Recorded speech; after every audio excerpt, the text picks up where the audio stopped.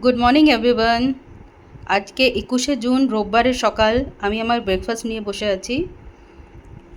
আহ, এমনিতে তো অনেক রকমেরই ব্রেকফাস্ট সবাই খায়, আমিও খাই, কিন্তু আমার মনে হয় সবাইকে নিজের ব্রেকফাস্টের মধ্যে কিছু জিনিস নিশ্চয়ই রাখা উচিত, যার মধ্যে মেন হচ্ছে একটু ফল আর রাতে ভিজানো কিছু ড্রাই ফ্রুটস।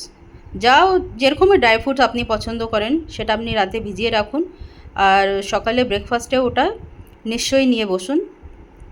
এগুলি শরীরের জন্য খুবই ভালো থাকে, আর বাচ্চাদেরকে তো দেবেনই দেবেন। কেন, এটার জন্য ওদের গ্রোথের মধ্যে খুবই হেল্প হয়।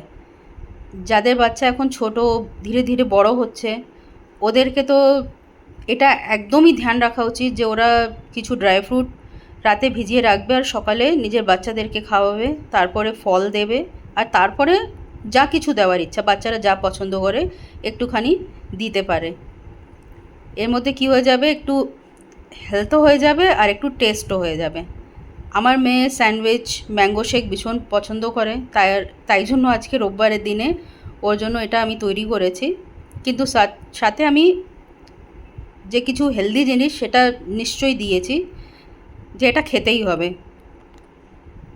আজকে আপনারা কি কি খেলেন সকালে ব্রেকফাস্টে আমাকে নিশ্চয়ই জানাবেন।